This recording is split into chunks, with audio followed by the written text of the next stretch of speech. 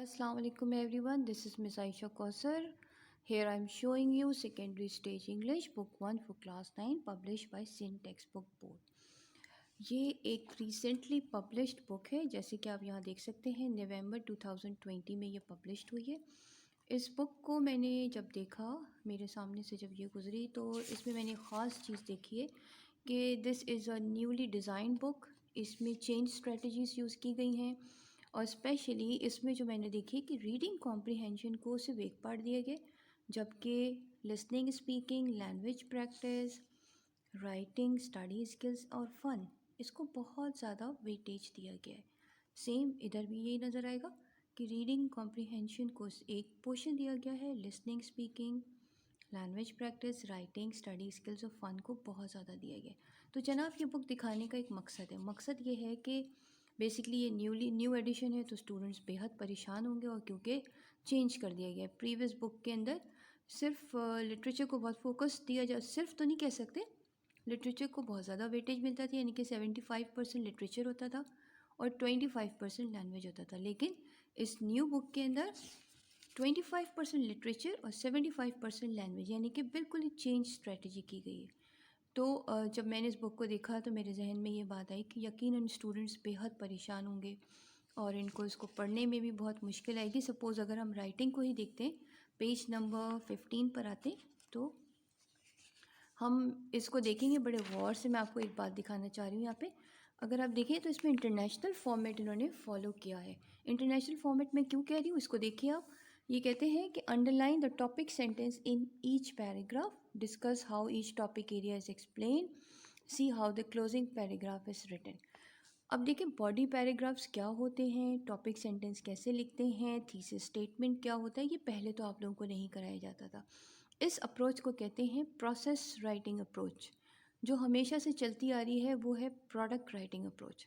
Process writing approach के अंदर topic sentences, thesis statements, body paragraph, introductory paragraph और closing paragraph का एक फॉर्मेट होता है, जिसको हम बेसिकली कहते हैं इंटरनेशनल फॉर्मेट।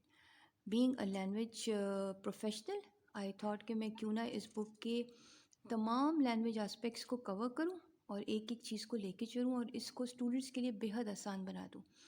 तो अब क्योंकि ये तो 1.4 है, हम 1.3 से शुरू करेंगे। मैंने ये सोचा है कि मैं एक एक आस्पेक्ट के ऊपर एक एक वीडियो बनाऊंगी, लेकिन मैं बड़े बेसिक से लेके चलूँगी, क्योंकि मुझे नहीं पता कि मेरे सुनने वाले जो स्टूडेंट्स हैं या देखने वाले स्टूडेंट्स हैं, उनकी प्रीवियस नॉलेज क्या है। फॉर एग्जांपल, अगर ये कहते हैं rules for second conditional sentences, तो डायरेक्ट सेकंड कंडीशनल पर आए, तो अब आपको पहले तो ये बताना पड़ेगा कि कंडीशनल सेंटेंसेस होते क्या हैं, ये बनते किस तरह हैं, कौन से सेंटेंसेस को हम कंडीशनल कहते हैं, और फिर सेकंड कंडीशनल क्या होता है।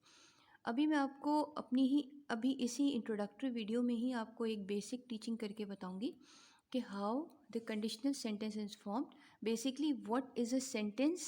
हम बिल्कुल बेसिक से चलेंगे कि सेंटेंस किसे कहते हैं।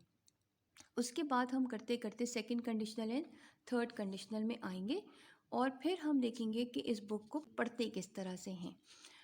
मेरा इस बुक को पढ़ाने का बेसिक सिर्फ ये कॉन्सेप्ट है कि मैं अपने मुल्क के बच्चों के लिए इसको बेहद आसान बना दूं, क्योंकि मुझे पता है कि इस पर कोई एक्सप्लेनेशन अब तक नहीं आई है।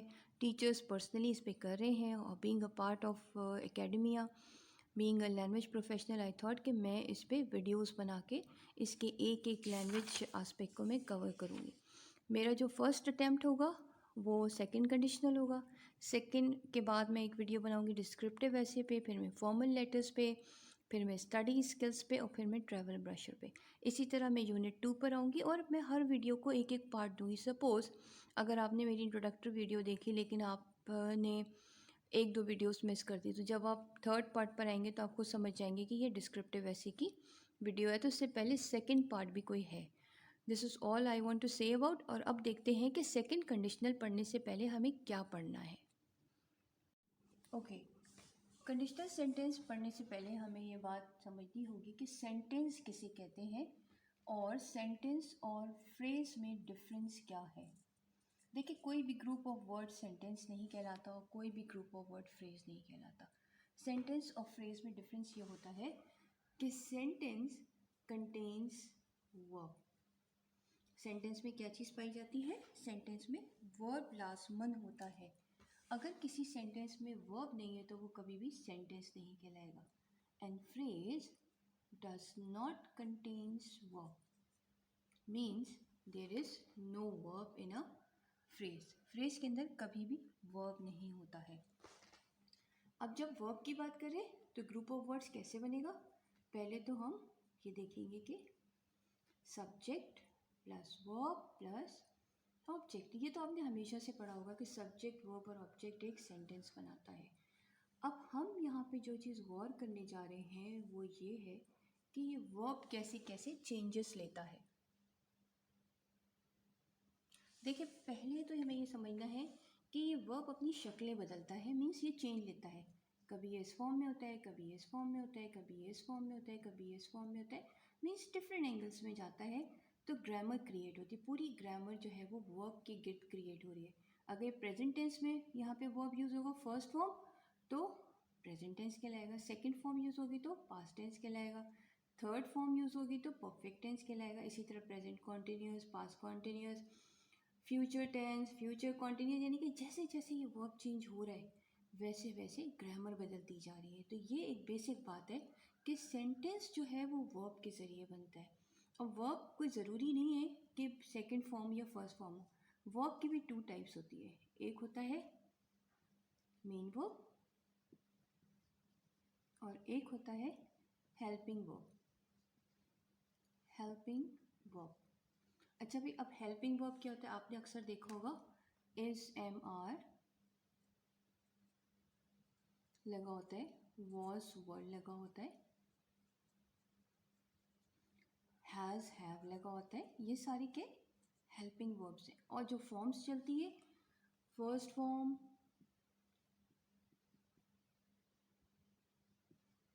Second form and third form, ये सारी के मेन वर्ब्स हैं। ठीक है, अगर खाली इतना सा भी लिखा हुआ है, फॉर एग्जाम्पल मैं एक मिसाल दे रही हूँ। फॉर एग्जाम्पल अगर सिर्फ ये लिखा है ही इज़ अ टीचर। अब देखिए इधर आप वर्ब देखिए, पहले तो आप देखें कि ही क्या है। He is a subject, teacher is a object. अब इसमें वर्ब का है, वर्ब जो है वो हेल्पिंग वर्ब है। अगर सिर्फ हेल्पिंग वर्ब लगाए तब भी वो सेंटेंस जो है सेंटेंस कहलाता है। तो पहले तो हमें ये समझने की ज़रूरत है कि सेंटेंस किसे कहते हैं। सेंटेंस उस ग्रुप ऑफ वर्ड्स को कहते हैं जिसके अंदर वर्ब लगा हुआ होता है। अब मैं आपको एक और बात बताऊँ, ये कोई ज़रूरी नहीं है कि सब्जेक्ट भी हो और ऑब्जेक्ट भी हो।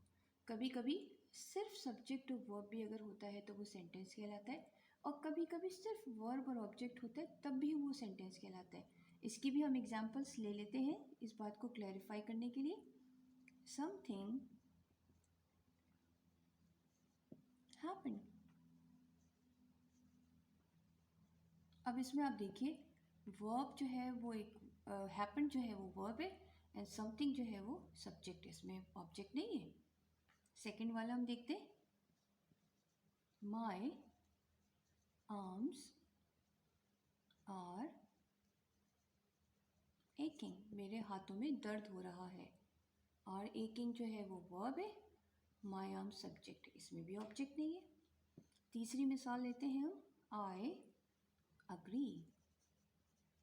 Agree is a verb and I is a subject. तीनों में देखिए दो तीनों सेंटेंसेस हैं लेकिन सब्जेक्ट है और वर्ब है।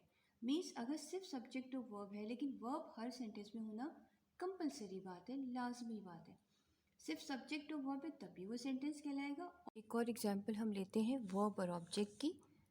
For example, borrow me your pen. Second लेते हैं हम,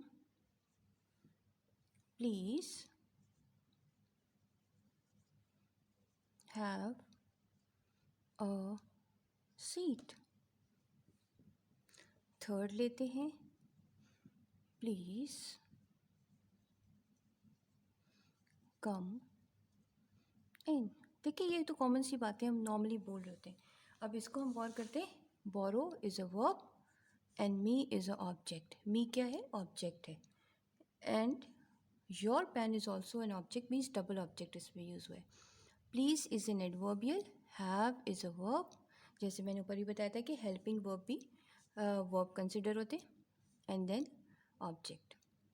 please is an adverbial, then come is a verb, and then in. It's closed over here. अच्छा, अब ये बात देखें कि ये वर्ब और ऑब्जेक्ट्स की एग्जाम्पल है, ये सब्जेक्ट और वर्ब की एग्जाम्पल है. इससे साफ जाहिर होता है, जैसे मैंने ऊपर बताया कि अगर सब्जेक्ट और वर्ब होगा तब भी वो सेंटेंस कहलाएगा, अगर वर्ब और ऑब्जेक्ट होगा तब भी वो सेंटेंस कहलाएगा. अब हमें ये देखना है कि ये तो सारा हमें सेंटेंस का, अब हम थोड़ा सा फ्रेज़ को भी टच कर लेते हैं. फ्रेज़ के भी मैं एक दो एग्जाम्पल्स ले लेती हूँ. A beautiful house.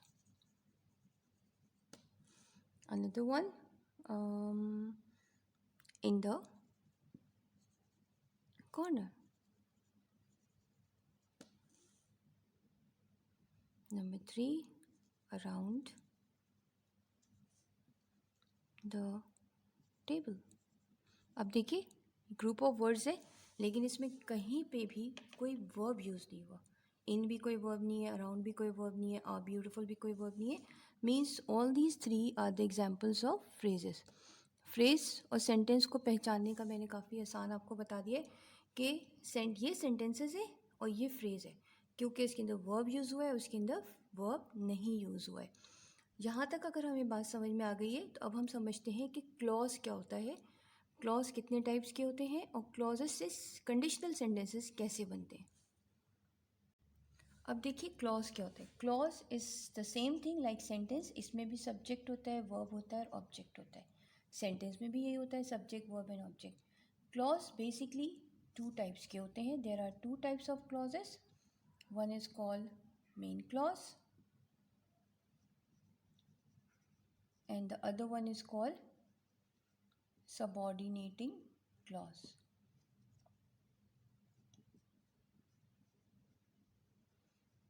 अब मेन क्लॉज हो या सबॉर्डिनेटिंग क्लॉज हो, सेम स्ट्रक्चर चलेगा. Subject verb and object, subject verb and object. Means main clause हो, अब मेन क्लॉज हो या सबॉर्डिनेटिंग क्लॉज हो, कॉम्बिनेशन वही चलेगा. Subject verb and object, subject verb and object. यानी कि कोई ना कोई ऐसा वर्ब यहाँ पे भी होगा, कोई ना कोई ऐसा वर्ब यहाँ पे भी होगा. सबॉर्डिनेटिंग क्लॉज को हम इफ़ क्लॉज भी कहते हैं. कहने का मकसद ये है कि वर्ब इसमें भी होगा, वर्ब इसमें भी होगा, इसमें कोई वर्ब चेंज हो रहा होगा तो इसमें भी कोई वर्ब चेंज हो रहा होगा. अच्छा भाई, सबॉर्डिनेटिंग क्लॉज बिल्कुल उस तरह से है, उसकी मिसाल हम ये ले सकते हैं कि जैसे क्लास में एक क्लास टीचर होती है और एक असिस्टेंट टीचर होती है. असिस्टेंट टीचर का काम होता है कि वो क्लास टीचर की हेल्प करें. बिल्कुल यही बात सबॉर्डिनेटिंग क्लॉज की होती है कि वो मेन क्लॉज को हेल्प करता है, मगर इट्सेल्फ वो एक कंप्लीट सेंटेंस कहलाएगा क्योंकि उसके अंदर वर्ब होता है, और इन दोनों को कंबाइन करते हैं कॉमा से. यहाँ तक अगर बात समझ में आ गई हो तो फिर अब हम आते हैं आगे के 2 क्लॉजेस मिलके कंडीशनल सेंटेंसेस कैसे बनाते हैं. कंडीशनल सेंटेंसेस जो हैं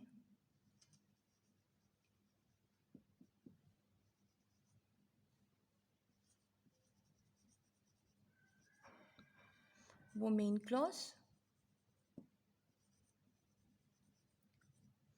और इफ़ क्लॉज, जिसको हम कहते हैं सबॉर्डिनेटिंग क्लॉज को ज्वाइन करके बनाया जाता है.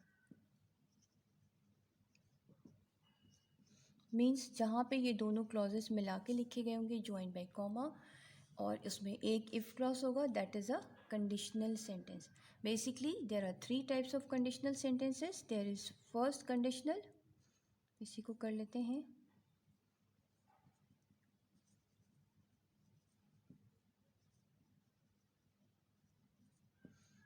सेकंड कंडीशनल,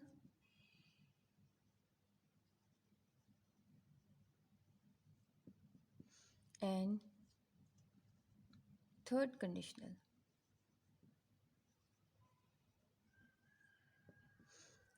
अच्छा, एक ज़ीरो कंडीशनल भी होता है, लेकिन नॉर्मली हम इन 3 कंडीशनल के बारे में स्टडी करते हैं।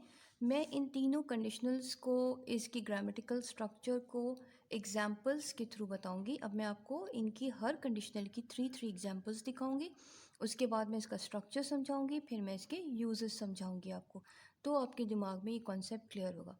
जब हमें ये तीनों कंडीशनल समझ में आ जाएंगे तो फिर हम specifically second conditional according to the book करेंगे। ओके, कंडीशनल सेंटेंसेस पढ़ने से पहले हमें ये बात समझनी होगी कि तीनों कंडीशनल सेंटेंसेस में डिफरेंस क्या है। मैंने ऑलरेडी यहाँ पे आपके लिए examples, 3 examples of each conditional लिख दी है। हम इसको एक एक करके गौर करेंगे, इसका ग्रामेटिकल स्ट्रक्चर देखेंगे और फिर देखेंगे कि इनके यूजेस क्या हैं। सबसे पहले मैं आपको एक रफ यूज़ बता देती हूँ कि overall what is a conditional sentence and why it is made. Basically होता क्या है कि ये हमारी आम बोलचाल में भी बड़ी कॉमन सी बात है कि कोई काम करने के बाद हम ये सोचते हैं कि काश हम ये ना कर लेते या हम इसको ऐसे कर लेते। मीन्स काम तो हो चुका है लेकिन हम बाद में उसका तस्करा कर रहे हैं। तो कंडीशनल सेंटेंसेस भी कुछ इसी तरह की बात है। Specially second and third conditional काम होने के बाद ही किया जाता है और वो एक तरह से अब इमेजिनरी सिचुएशन है, क्योंकि वो टाइम निकल चुका है और हम पीछे पलट के जा नहीं सकते। लेकिन जैसे कि हम इसकी मिसाल इस तरह ले सकते हैं कि अगर हम कहते हैं अगर मैं बीए की जगह बीकॉम कर लेती, अगर कल बारिश ना होती तो हम पिकनिक पे चले जाते। मीन्स कल बारिश हो गई और हम पिकनिक पे नहीं जा सके। मीन्स मैंने बीकॉम नहीं किया, मैंने बीए कर लिया। इस तरह के रोज़मर्रा की ज़िंदगी में बहुत सारी बातें आती हैं जिसको गुजर जाने के बाद हम उसका तस्करा करते हैं और ये कहते हैं कि अगर ऐसा ना होता तो वैसे कर लेते। सेम यही सिचुएशन सेकंड और थर्ड कंडीशनल में आती है। फर्स्ट कंडीशनल, इसीलिए कंडीशनल सेंटेंसेस को कहा जाता है कि they describe imaginary situation. Imaginary क्यों बनी है? क्योंकि वो टाइम अब नहीं है। अब आते हैं फर्स्ट कंडीशनल में। फर्स्ट कंडीशनल जो है इसमें प्रोबेबिलिटी थोड़ी सी बढ़ जाती है, एक काम हो भी सकता है और नहीं भी हो सकता है। इसके एग्जाम्पल्स के ज़रिए हम इसको समझते हैं। If you find if you just wait a moment, comma, I will find someone to help you. अगर तुम थोड़ा इंतज़ार करो तो मैं किसी को तुम्हारे लिए ढूंढता हूँ। मीन्स इसमें पॉसिबिलिटी है। If Khalid जॉग्स regularly he might lose weight. अगर खालिद रोज़ाना जॉगिंग करे तो उसका वेट कम हो सकता है। If you need a ticket I can get you one. अगर तुम्हें टिकट चाहिए तो मैं तुम्हें ला सकता हूँ। अब आप देखिए कि इसमें पॉसिबिलिटी है। सेकंड कंडीशनल पर आते हैं। If you plan things properly you wouldn't get into a mess. अगर तुम प्रॉपरली प्लान कर लेते तो इतनी मुसीबत नहीं आती, ये मसाइल नहीं आते। मीन्स वक्त तो गुजर चुका है, अब हम कुछ भी कहें। If Saima was playing her stereo it wouldn't be so quite in here. अगर साइमा स्टीरियो बजा रही होती तो यहाँ पे इतनी खामोशी नहीं होती। मीन्स इस वक्त ना स्टीरियो बज रहा है और ना खामोशी है। If we had a calculator we could work this out a lot quicker. अगर हमारे पास कैलकुलेटर होता तो हम जल्दी काम कर लेते। मीन्स न कैलकुलेटर है और ना हमने जल्दी काम किया। उस वक्त की बात करें, यानी कि गुजरे हुए ज़माने की बात करें, पास्ट में बात करें। Same goes with third conditional. इसमें तो बिल्कुल इम्पॉसिबल सी बात होती है, यानी कि परफेक्ट जहाँ लगता है, परफेक्ट की पहचान है कि वो हैड लगाता है। जहाँ पे परफेक्ट टेंस यूज़ होता है मतलब हम प्योर पास्ट में जा रहे हैं और ये एक इम्पॉसिबल सी बात है, हम सिर्फ तस्करा कर सकते हैं। सेम यही सेंटेंस को अगर हम थर्ड कंडीशनल में लिखेंगे तो हम हैड लगा देंगे। If you had plan things properly you wouldn't have got into a mess. If Laiba had come to the theme park, she might have enjoyed it. अगर लाइबा थीम पार्क में चलती तो वो भी हमारे साथ इंजॉय करती या वो भी इंजॉय करती। मीन्स ना वो गई ना उसने इंजॉय किया। If Sameer had booked a table we wouldn't be standing here in a queue. अगर समीर ने टेबल बुक कर ली होती तो आज उस वक्त हमें क्यों में नहीं खड़ा होना पड़ता। मीन्स कोई गया है और वहाँ पे टेबल नहीं मिली किसी रेस्टोरेंट में और उसको लाइन में लगना पड़ा और वेट करना पड़ा। तीनों सिचुएशंस में, specially second and third conditional में, आपको साफ नज़र आ रहा है कि ज़माना गुज़र चुका है, बात इमेजिनरी हो रही है। अब अगर आपको बहुत सारे सेंटेंसेस मिले और आपसे कहा जाए कि इन तीनों को डिस्क्रिमिनेट करिए या इनको पहचानिए, तो इसका बहुत आसान तरीका है, जैसे कि मैंने पहले भी बताया है, जैसे जैसे वर्ब चेंज होता है वैसे वैसे ग्रामर बदलती है। तो हम क्यों ना इसका वर्ब देखते हैं। अब इधर देखिए, just wait and will find. Wait is a present tense and find, sorry, wait is a wait is a present tense and will is a future tense. ठीक है। If Khalid jogs regularly, jogs is a present tense, he might lose weight. Might is also a modal. If you need a ticket, need is a present tense, you can get it. Can is also a modal.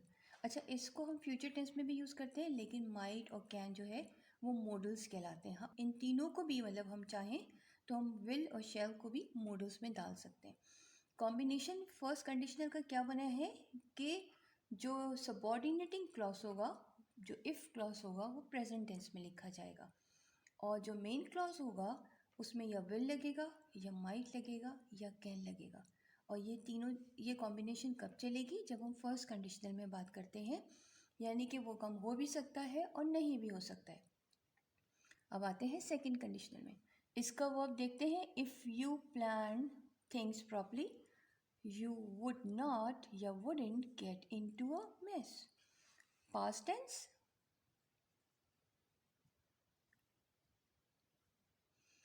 अब जब present tense से हम second conditional में past tense में आए, तो will के भी हम पास्ट टेंस में आएंगे।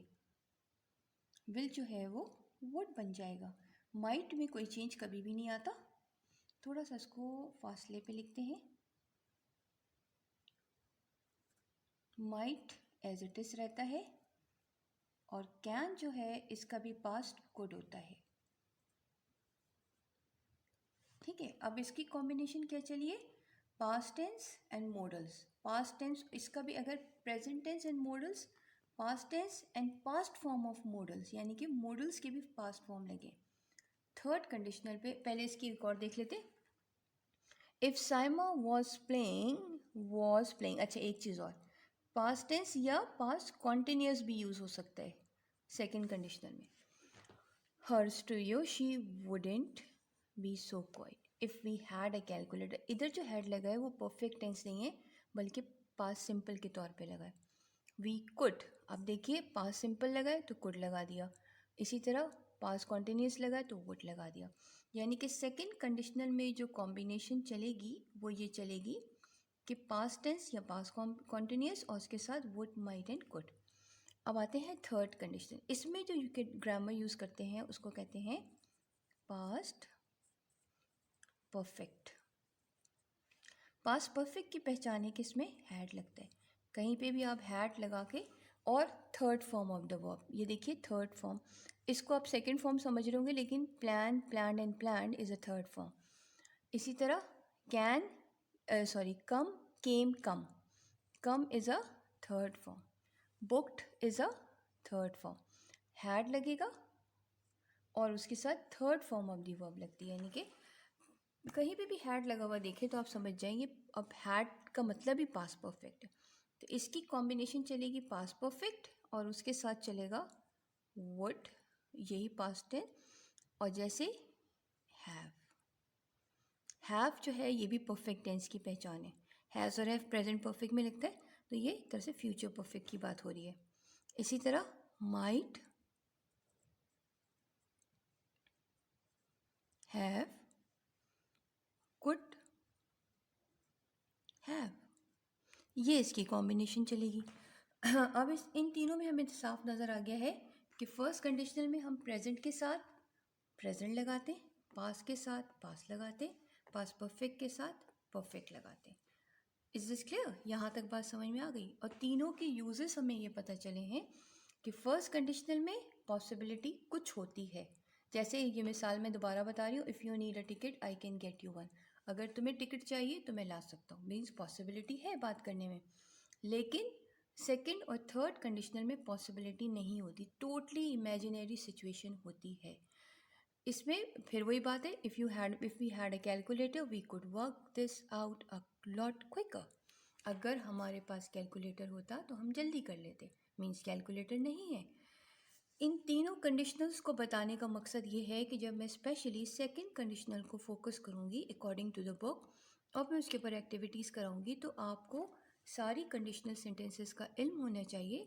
अब हम नेक्स्ट वीडियो के अंदर स्पेशली सेकंड कंडीशनल के ऊपर स्टडी करेंगे।